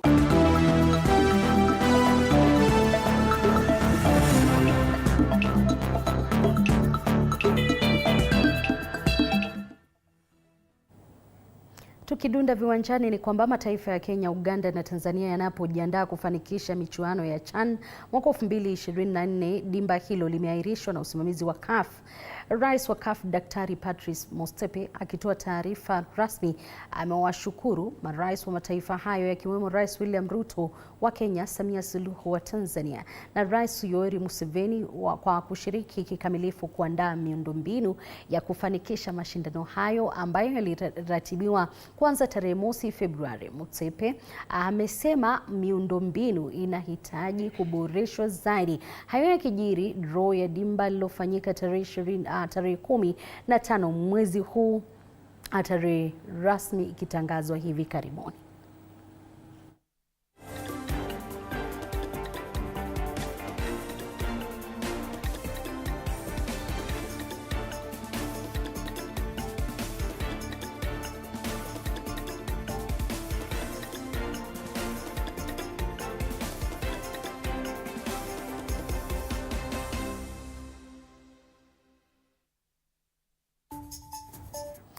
Tukisalia katika swala linalofungamana na hilo ni kwamba Senegal inalenga kuwa timu ya kwanza barani Afrika kutetea taji la mashindano ya CHAN. Shirikisho la soka duniani FIFA linaorodhesha timu ya Senegal ya pili barani Afrika na ni baadhi ya mataifa 19 ambayo yatashiriki dimba hili. Baadhi ya wachezaji nyota wa timu hiyo ni Omar na Baye Osin Crisis ambaye ni mchezaji wa kiungo cha kati. Senegal ilifuzu kwa mashindano hayo baada ya kuibandua Liberia kwenye michuano ya kufuzu. Wakati huo huo, draw ya dimba hili itafanyika katika jumba la kimataifa la mikutano KICC jijini Nairobi kesho usiku. Kenya, Uganda na Tanzania ndio wenyeji wa michuano hii ambayo hufanyika baada ya miaka miwili. The level at which we will be hosting CHAN is a little bit lower. Like for instance, you realize that we have only done 25% of the roof for purposes of hosting CHAN. But immediately we finish with CHAN, we'll proceed to prepare the whole roofing facility for AFCON. I want to assure you, through the support of the PS and the government of Kenya, we have done everything possible to organize this event. Please help us to promote this competition as East Africa, as Kenya, to promote this competition so that when we host AFCON 2027, this will be a benchmark for us to show the world that we are able to organize this competition. However, we only would want to advise people that access to this place tomorrow will be strictly by invitation. And also, your vehicles must have the vehicle access pass. If you don't have the vehicle access pass, you are not allowed to come to KICC tomorrow. If you don't have invitations, you are not allowed to come to KICC tomorrow. Kufikia hapo mpenzi mtazamaji, sina budi kukamilisha awamu hii ya upeo wa TV 47. Dakika 2 au 3 zijazo pia tutakuwa tukivuka kule bungeni kusikia mahojiano ambayo yanaendelea kule kuhusiana na usaili wa wale ambao ni mawaziri wateule ambaye kwa sasa yupo kwenye kiti akiwa ni Nominee Kinyanjui ambaye ameteuliwa kuwa waziri wa biashara na viwanda. Na pindi wakati ambapo wageni wangu watakuwa wamechukua viti vyao, pia tutakuwa tukiangazia mengi kuhusiana na utendakazi wa serikali hii ya Kenya Kwanza. Jina langu Elizabeth Mutuku, kwenye meza ya lugha ishara yupo Roda Nyamai. Usicheze mbali.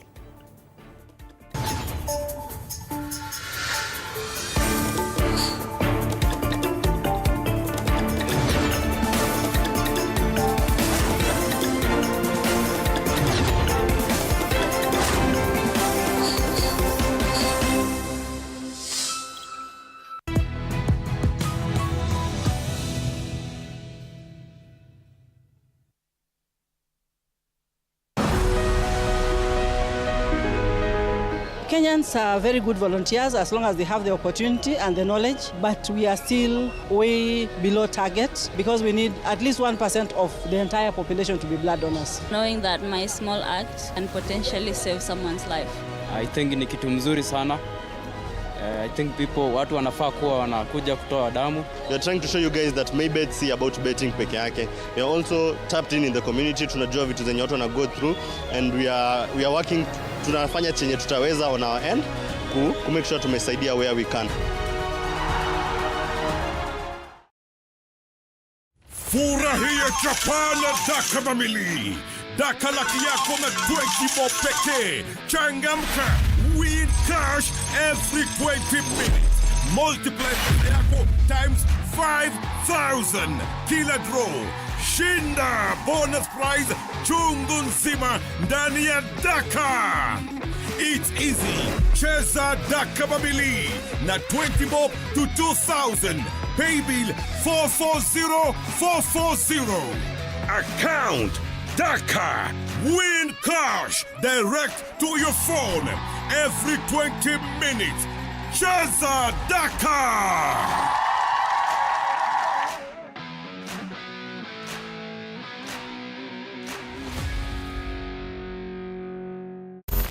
Vidole, vidole, vidole.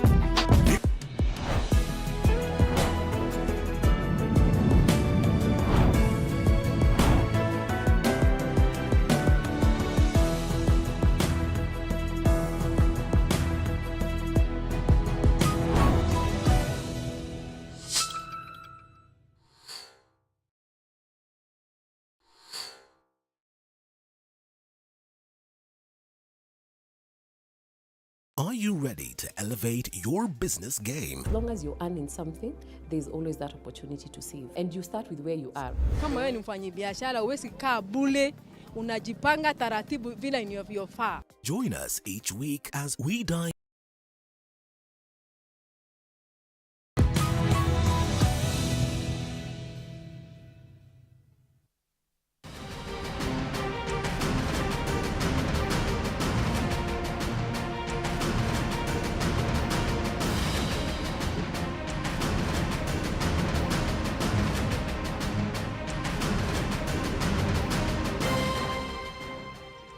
account. On unemployment and skill development, I think this is also a very critical question. Other nations in the world, for example, China, when they decided that they want to become a major industrial nation, they targeted certain skills. And today, China produces 1.5 million engineers every year to align to its industrial agenda. So again, we must look at our education, what do we need, and where do we direct our young people. I have looked just at my own small research, and most of my nephews are all doing IT and ICT and coding and all those things. So expect a long season of coding by this generation. So I think it's also important we try and align our universities with the needs of the nation in the next few years to come. I suspect I'm through with most of the questions. The Honorable Naisula. Will we take off tomorrow?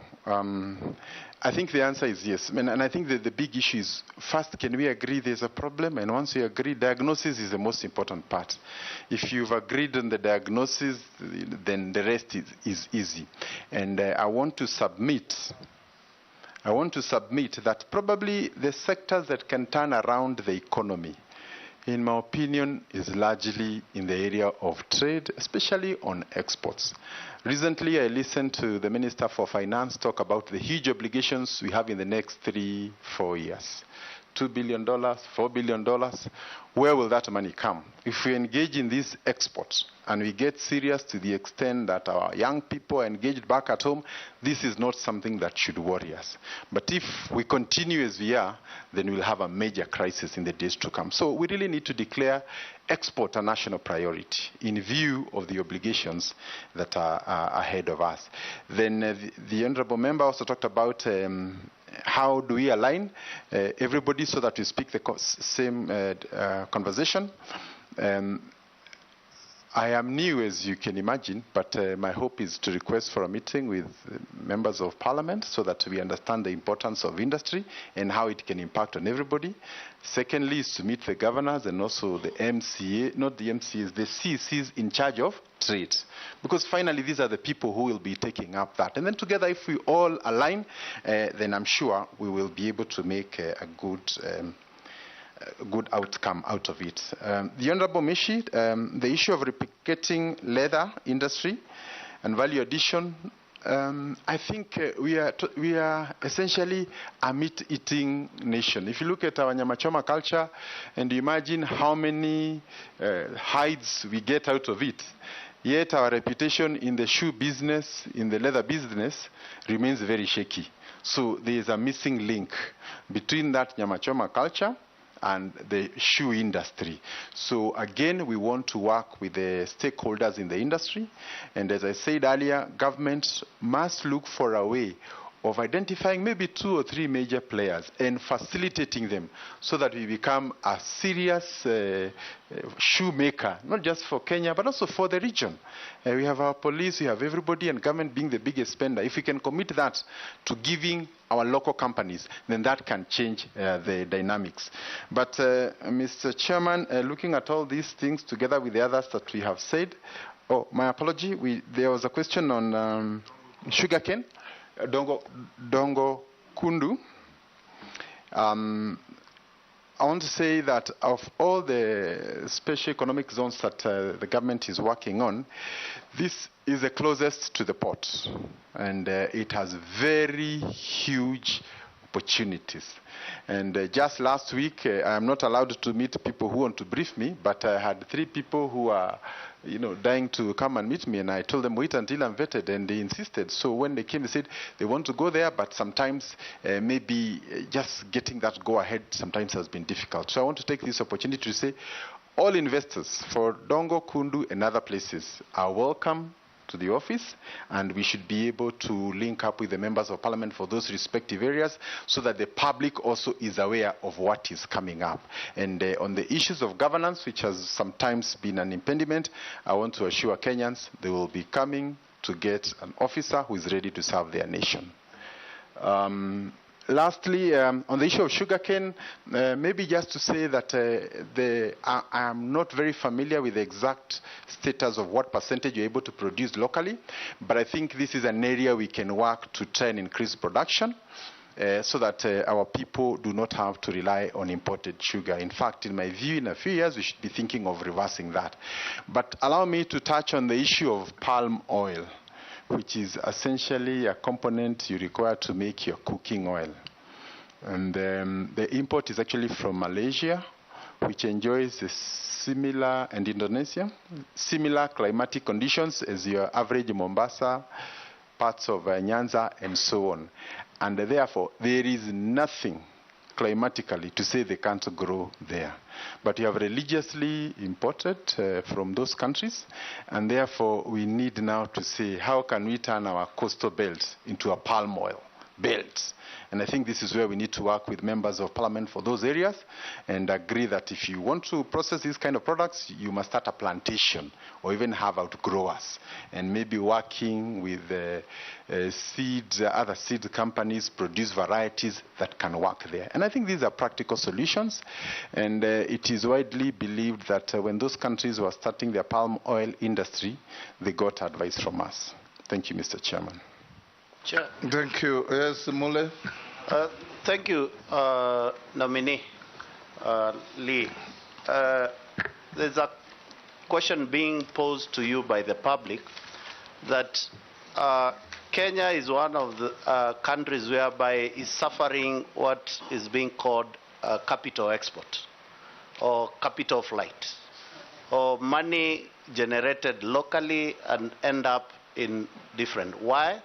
Because of contractors and because of businessmen who are not of Kenyan origin. So the public is asking, as the minister if approved for investment, trade and industry, what are you going to do to reverse this norm? Because it has really impacted our economy badly for the last several years, whereby people come and do business, get paid using taxpayers' money. Are you asking a question on behalf of the public? Yes. Or you are making a speech? No, I'm asking on behalf of the public. Okay. Yeah, and I stated very clearly. Okay. So the public want to know, what are you going to do as the Minister for Trade Investment to make sure that we stop this capital export, please? Thank you. Can I ask on behalf of the public just one question? Yes, very short. Okay. Thank you, Honorable Speaker. Honorable Speaker, to the nominee, you know the history of retail business in this country. We had Uchumi, it collapsed. We had Nakumatt, it collapsed. We had Tuskys, went the same way. ShopRite came into this country shortly and left. Now we have Naivas and Carrefour. What are you going to do to stabilize the retail business in this country so that we do not continue, one, lose all our Kenyan local-grown retailers and attract others, but also ensure that the stability. There are other smaller ones that are coming up. What are you going to do when given the opportunity to ensure the stability and they grow and they actually take over the Kenyan market?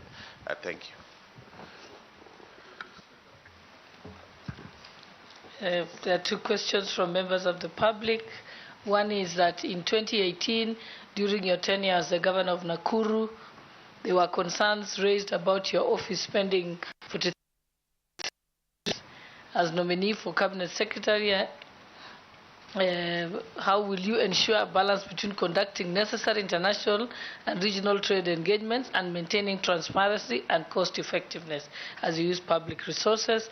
The second one says, East Africa breweries has of late been accused of outsourcing basic services such as transport, distribution and warehousing to their partners in foreign nations at the expense of local Kenyan-owned players. What measures will you put in place to immediately put this to an end?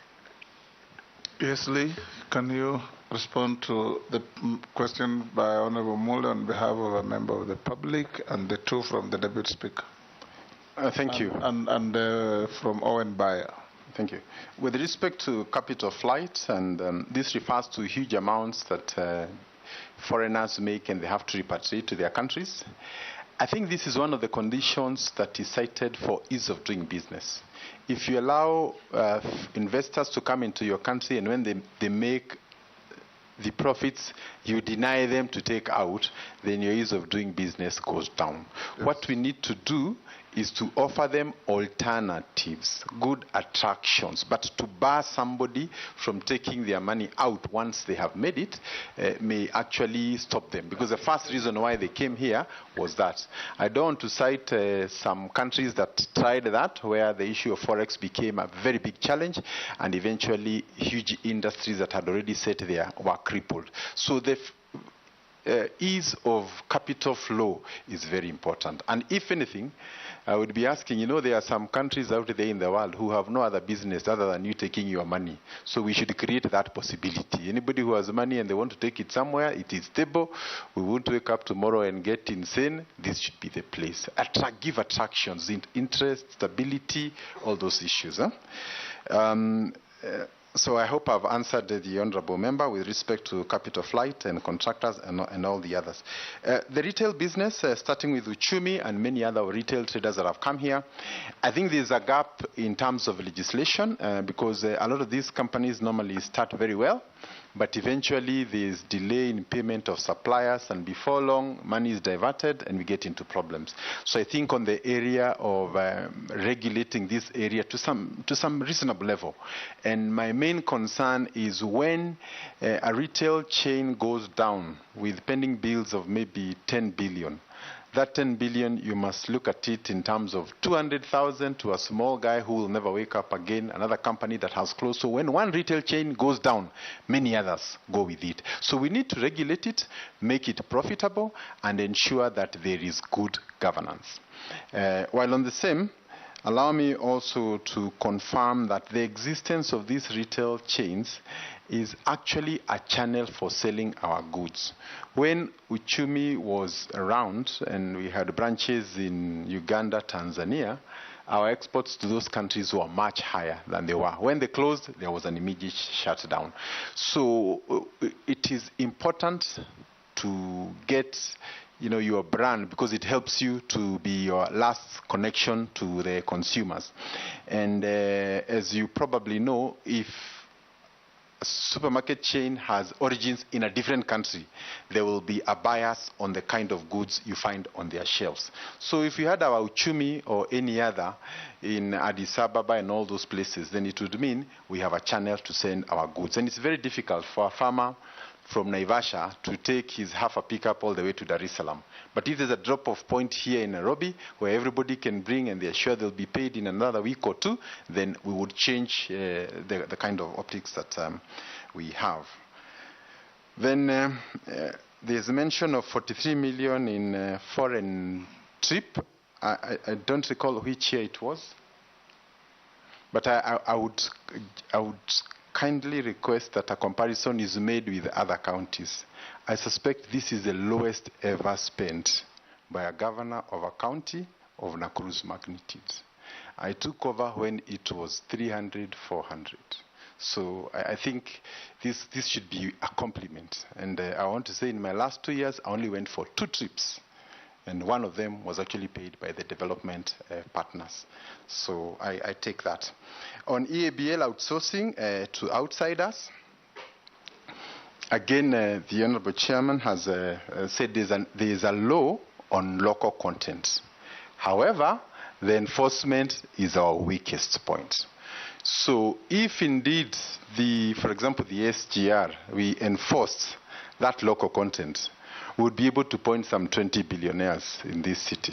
But because it is there, then you have foreigners who come, register locally, so they say it is a local company, so they beat the system. So we need to find ways in which, if government is investing in a 20 billion project, let there be an Onyango and a Kamau who have emerged out of that.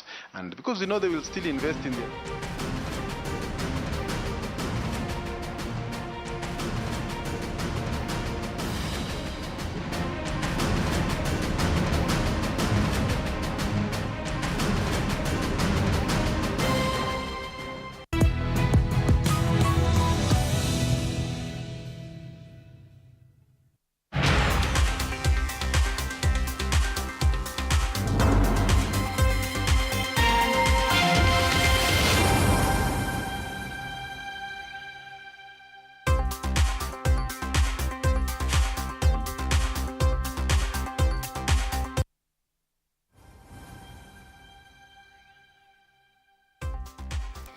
Bila shaka kama nilivyokuahidi, tukivuka kutoka huko ambako tumekuwa tukisikiza mahojiano hayo na usaili wa mawaziri wateule moja kwa moja kutoka bungeni, ni kwamba tungerejea hapa kuangazia mawili matatu kuhusiana na utenda kazi wa serikali ya Kenya Kwanza. Studioni nikiwa naye seneta wa Kisii Richard Onyonka. Upande wa pili anastahili kuwepo Didmas Barasa ambaye mwanahabari wetu Wanji Sostin anatuunganisha moja kwa moja. Lakini nitarejea hapa studioni, na katika siku za hivi majuzi Wakenya wameonekana kutokuwa na imani na serikali, vijana wakijitosa kukosoa serikali kupitia mitandao, jambo ambalo limewaingiza wengi katika mikono ya sheria. Pia Wakenya wameendelea kunyoshea serikali ya Kenya Kwanza kidole cha lawama kuhusiana na utekaji nyara, wakiwemo wandani waliokuwa naibu wa rais Rigathi Gachagua, ambao wanasema ni sharti serikali kukosolewa. Gumzo kuhusu muhula wa urais imesheheni, huku wandani wa rais Ruto wakisema haiwezekani kwa rais kuhudumu kwa muhula mmoja. Kauli hizo zipo wakati ambapo tume ya IEBC bado kuundwa, kumeratibiwa wakati ambapo kumekuwa na kesi mbalimbali mahakamani, upande wa Azimio haswa chama cha Wiper kikilaumu serikali kwa masaibu hayo. Nitaangazia haya na mengine mengi. Asante sana seneta kufika hapa japo kidogo kuchelewa, lakini nashukuru kwamba upo mzima. Happy New Year. Happy New Year. Kwanza ningependa kukusiu ni radhi kwa sababu nilikuwa pale Karen na nilikuwa nateremka kuja hapa na kuna magari mingi barabarani. So ningependa kusema niko sorry. Next time nitajaribu nihakikishe nimeondoka kwangu. Na hapo si kwangu, hapo nilikuwa kwa mkataba. Kwa mkataba. Kwa mkutano. Kwa mkutano. Nitajaribu nijipange karibu masaa mawili. Nilikuambia mapema, uzuri ni kwamba nilikuambia, ila ndio hivyo. Nimekusamehea, manake tunasameheana. Lakini nashukuru kufika hapa na ningependa kuwasalimia Wakenya wote. Asante. Nitaanza kwa kuuliza hili. Umesikia gumzo kuhusiana na swala la kwamba Rais William Ruto hawezi kuwa muhula mmoja, na ni jambo ambalo limerejelewa na wandani wake. Lakini wakati hili linazungumziwa, hatuna IEBC. Tuanzie hapo. Kuna hofu huenda mambo yakawa tofauti na ukiukwaji wa katiba? Haya, taanzia wapi?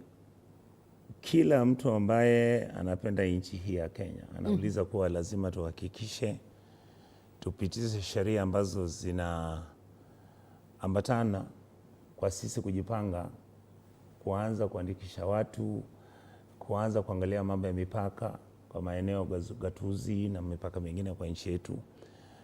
Ndio sababu IEBC inaitwa Independent Boundaries and Election Commission. Kuna maeneo mengine ya maeneo ya ugatuzi ya MCA ama ward ambako kuna ubishi mbalimbali. Haya mambo yote yamesimamishwa, na yamesimamishwa kwa sababu ukweli uliopo, vile wengine wanasema, ni kuwa pengine Mheshimiwa Rais alikuwa anaona kuwa ikiwezekana, na vile unavyoona serikali, unavyoona siasa ya Kenya inavyoendelea, ukiangalia Mlima Kenya na haswa hii Central ambao kila mtu anazungumzia, na wananchi walikuwa wameanza kuchukua signatures kuwaondoa wale wabunge wao. Sheria inasema kuwa hauwezi kumuondoa yule mbunge ambaye ama yule ambaye amesimama amepigiwa kura miaka miwili kabla, miaka miwili mpaka kura zingine zije. Kwa hivyo mimi navyofikiria, wale ambao wamemuadvise rais na wamefanya kazi nzuri, wamemuadvise kuwa ukikubaliana IEBC iundwe ama iwepo, itakugharimu wewe binafsi, kwa sababu wale wabunge ambao wamekuwa wakimbisha Mheshimiwa Rigathi Gachagua na wananchi vile wanavyo behave hapa Central, inaonekana nusu ya wale wabunge ambao wako wataenda nyumbani. Kwa hivyo, lakini sasa ingawa hilo ni jambo ambalo linafanya rais mwenyewe kuhakikisha kuwa uongozi wake unaendelea, hata Supreme Court Justice Mheshimiwa Lenaola amesema nchi ambayo hauwezi kuwa na ile kamati ambayo inaitwa IBC ambayo ina mipangilio ya kuwapangia vile mtaanza kuregister kuandikisha watu. Wakati huu unaona vijana wachanga wako, wasichana wachanga wako wangependa kujiandikisha, hawajajiandikisha. Kuna shida ambako kuna kama pale Kisii kuna shida kati ya Keroka na Kisii County, wana shida mpaka. Hayo hayaendelei. Shida iliyoko kuwa tukipitisha ile miaka 2 ambayo katiba inasema, sasa tutakuwa na shida gani? Shida itakayokuwa ni kuwa tutakuwa na constitutional crisis. Katiba yetu itakuwa sasa kama imekuwa bure. Kwa sababu hamna kitu ambacho mnaweza kupitisha ambacho kitapita kisheria kama hatuwezi kuhakikisha IBC imeundwa sahizi. Na gumzo hili la kwamba kuna Rais William Ruto hawezi kuhudumu kwa muhula mmoja, manake umewasikia wandani wake wakisema, lina maana gani kwa taifa hili? Kwani wale wanaozungumza wao ni Mungu? Right. Wakati ni Mungu. Nchi hii unajua tumekuwa tukisema hivi, viongozi wetu lazima waanze kujihudumu na kujiheshimu. Kuna mambo mengine ambayo ukiyazungumzia na ukiyasema ni mambo ambayo yanadhoofisha umoja wa Kenya, yanadhoofisha sheria za Kenya. Unaona, ukianza kuniambia kuwa mimi kama Mkenya nina nia na haja ya kwenda kupiga kura mwaka 2027, lakini useme una njia na una maono kuwa hata hizo kura ambazo tutapiga nyinyi mnajua vile mtazijaza kwa vikapu. Inakuwa tofauti. Hii leo kumekuwa na usaili ama ile vetting ya wale ambao ni watu wa broad based ambao wanatoka upande wa Rais mstaafu Uhuru Kenyatta miongoni mwa wengine, na nikawa ngifikiria wakati jinsi waliandamana walitaka mabadiliko, hapa kuna mabadiliko ambayo yatabadili taifa hili la Kenya. Umebadilisha wananchi ambao viongozi ambao walikuwa hapo zamani wakifanya kazi na mzee Raila, kuna wengine wamefanya kazi na Mheshimiwa Uhuru, kuna wengine wamefanya kazi na William Ruto. Jambo ambalo ningependa kuuliza rais ni kuwa hawa viongozi umewaleta, wataweza kufanya ile kazi ambayo unataka waifanye? Utawapatia fursa na nafasi watembee nchi hii wafanye kazi ambayo unataka ifanyike? Utawapa fursa ambayo wanataka wapewe ili wafate sheria, ili Wakenya waanze kuona kuwa serikali yako imeanza kushika moto, imeanza vitu vinafanyika, shule hatuna shida, vitabu vinaenda huko, walimu wanapata capitation. Ukija kwa maji yanaendelea kutengenezwa kote nchini Kenya. Ukiangalia walimu ambao serikali imeanza kuandika kazi. Haya mambo yote kama rais atawapatia hawa jamaa ambao umewaona nafasi, ati wanakuwa kuna jina la Kiswahili tunasema they are being vetted. Vetting in Kenya is useless and anywhere in the world. Kama hauwezi kuwapatia hawa viongozi ambao unawaveta wafanye kazi yao, hii inaitwa PR, yani sasa ni story. Unaamini wana uwezo wa kutekeleza majukumu waliopewa? Wale ambao wako washafanya. Ni wewe utanambia kauli yako kwa hili. Sijaona mimi. Hauoni kwamba wataleta mabadiliko? Nini utaona? Wanatangaza. Niliona juzi ndugu yangu ambaye ni waziri wa kawi akisema kuna bilioni 12 zitaenda sijui wapi na wapi, na ngojea nione kama zitafika. Yeah. Wakati ambapo pia tunalizungumzia hili, inanikumbusha pia kuna swala ambalo limezua joto katika taifa hili la Kenya la abductions. Hii leo tumemsikiza mmoja ni wa mawaziri Justin Biden Muturi akizungumzia mmoja wa maafisa kuhusika katika kisa cha utekaji nyara kwa mtoto wake. Wakati ambapo hili linazungumzwa na viongozi na watoto wao ndani, linaashiria Kenya ya aina gani? Hili ni jambo ambalo Wakenya wengi walishtuka, lakini mimi sikushtuka kwa sababu wakati huo kijana wa Justin Muturi aliposhikwa nilimzungumzia na tulikutana kule bungeni. Na ukitaka nikukumbushe, nakumbuka wakati nilimfungulia gari nikamwambia mzee ingia ndani ya gari, nikamfungia gari nikamwambia Mr. Speaker utaendelea vizuri. Kama serikali ina uongozi ambako hata wale mawaziri ambako kwa hiyo serikali na Mheshimiwa Justin ni member wa National Security Intelligence Council. Na yeye wakati ule alikuwa Attorney General. Ni mtu ambaye anashikilia masuala ya kikatiba na kisheria nchini mwetu Kenya. Na yeye mtoto wake anashikwa. Na wale wa Kenya wengine. Na wale wa Kenya wengine ambao wameshikwa. Lakini sasa wacha tuzingatie mtoto ambaye ni wa attorney general. Chukua fikira, ufikirie kuwa kama ungekuwa nchi kama UK ama Britain ambako mtoto wa yule anayesimamia masala ya kisheria na masuala ya uongozi wa nchi, kwa sababu anaketi kwa ile kamati ambayo inachunga usalama wa nchi. Kama mtoto wake anashikwa, nani atamtetea mtoto wa maskini? Hamna. Tunajidanganya.